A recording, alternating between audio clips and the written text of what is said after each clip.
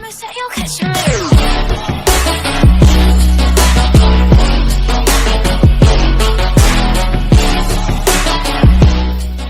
Assalamualaikum warahmatullahi wabarakatuh. Kami dari kelas Algo 2C.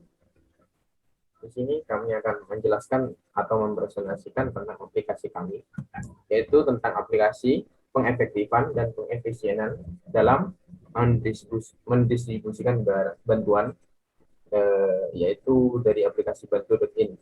Dengan tim penyusun, saya dan Nur Muhammad Dafa dengan NIM 2024 1010 1080, dan saya Azrul Rahman dengan NIM 2024 1010 Nah, alasan kami atau latar belakang kami untuk membuat aplikasi ini karena adanya banyak bencana alam berupa banjir, longsor, gunung meletus, dan juga bencana alam lainnya yang terjadi di sejumlah wilayah Indonesia sepanjang tahun ini. Nah, dan maka dari itu, kami memiliki rencana untuk membuat sebuah aplikasi untuk mengefisienkan dan mengefektifkan penyaluran bantuan dalam bentuk sembako ke korban bencana alam di aplikasi bantu.in, yang mana kami akan menggunakan algoritma Knapsack dan juga traveling salesman problem. Aplikasi yang akan kami buat yaitu sebuah aplikasi untuk memudahkan relawan yang ingin mengemas sembako bantuan secara efektif dan efisien sehingga memaksimalkan nilai sembako yang akan dikemas berdasarkan kemampuan wadah yang akan digunakan. Juga ada fitur untuk mengetahui berapa banyak biaya dalam pendistribusian atau kami bisa disebut ongkos kirim. Di sini kami menggunakan traveling salesman problem sehingga akan mengetahui berapa biaya dalam pendistribusian. Untuk tujuannya sendiri, tujuan dalam pembuatan aplikasi kami yaitu yang pertama untuk membuat suatu pola atau cara supaya bisa memaksimalkan banyaknya barang dalam satu paket sembako yang akan dibagikan kepada korban bencana alam.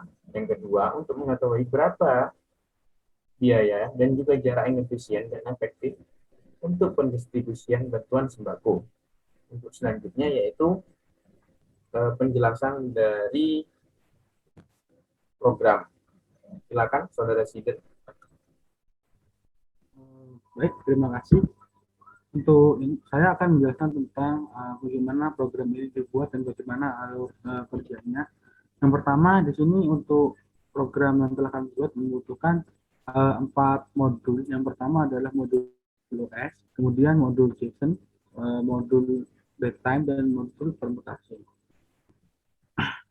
Setelah itu kami menyiapkan beberapa variabel. Untuk pertama adalah variabel yang digunakan untuk menampung data untuk diolah. Jadi kami menyiapkan variabel nama barang, berat, harga, serta kapasitas. Dan nantinya ini akan digunakan dalam algoritma Knapsack. Kemudian kami membuat elemen untuk menyimpan dan mengolah data. Di sini nantinya akan digunakan untuk mengload ataupun menyimpan data. Jadi ada variable validation, ini digunakan untuk menampung path di mana file itu validation-nya kita simpan.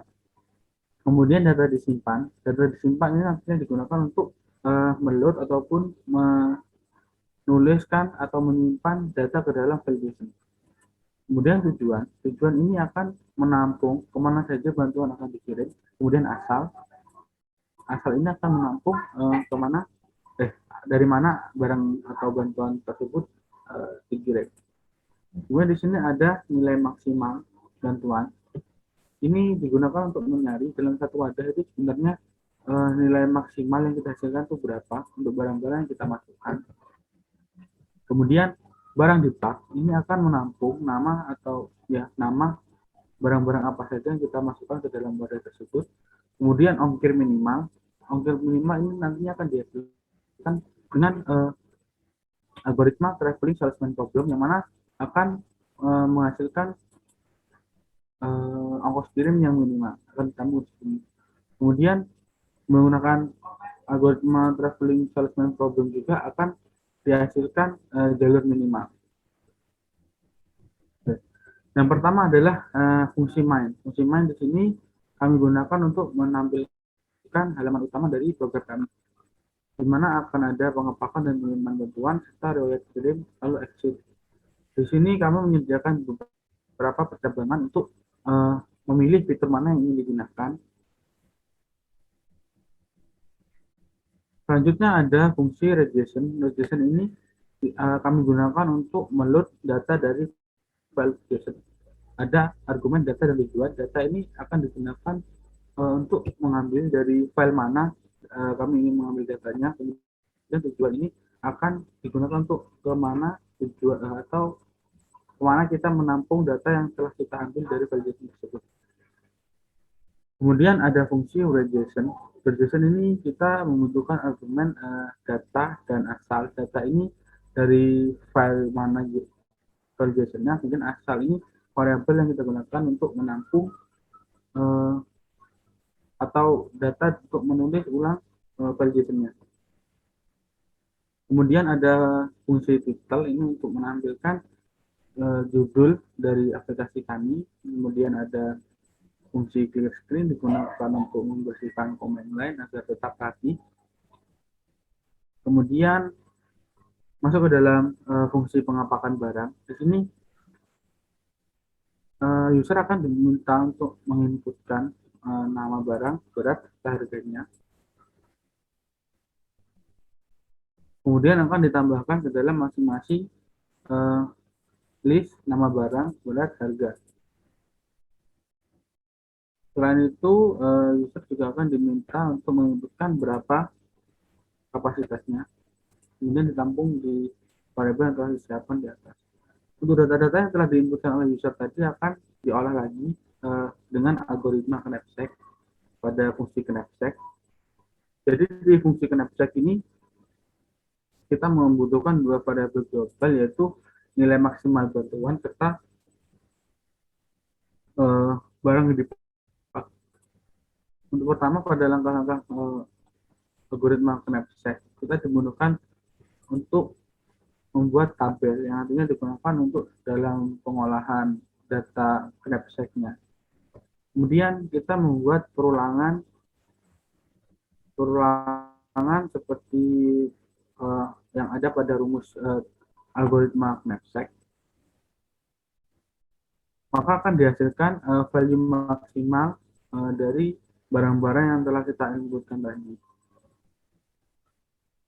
Dari value maksimalnya, kita akan cari barang apa saja yang kemungkinan masuk ke dalam wadah. Kita tampung namanya dalam string, lalu kita cari nama barangnya, lalu kita masukkan ke dalam variabel nama barang dipak. Lalu di sini ya kita akan menampilkan nama barang apa saja yang akan dipak menggunakan for loop. Kemudian pada fungsi node ini nantinya akan digunakan bersamaan dengan fungsi TXP, di mana node ini akan menghasilkan path atau jalur-jalur yang mungkin dilewati oleh berdasarkan lokasi yang telah kita inputkan atau tujuan yang kita inputkan. Kemudian ada file TXP,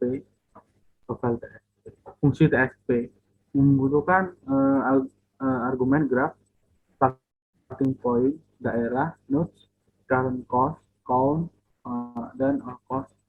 Jadi pada fungsi TSP ini membutuhkan dua variabel global, yaitu ongkir minimal serta jalur minimal.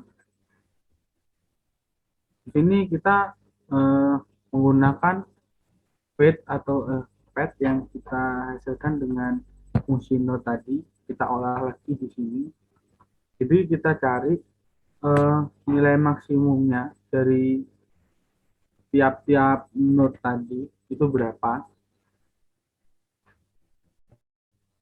Setelah kita menemukan semua nilai atau cost untuk setiap path-nya, kita ambil bahwa minimalnya itu berapa. Setelah itu di variable location ini kita akan mengambil pada indeks berapa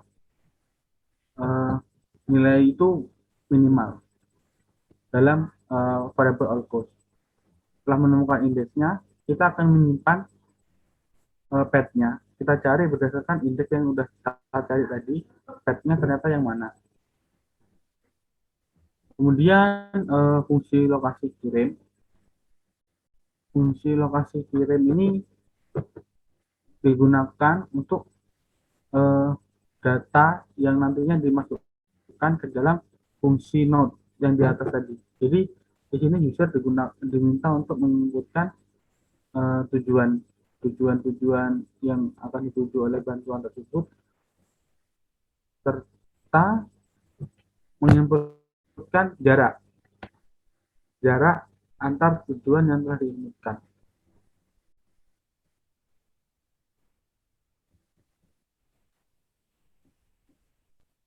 Lalu kemudian ada fungsi simpan.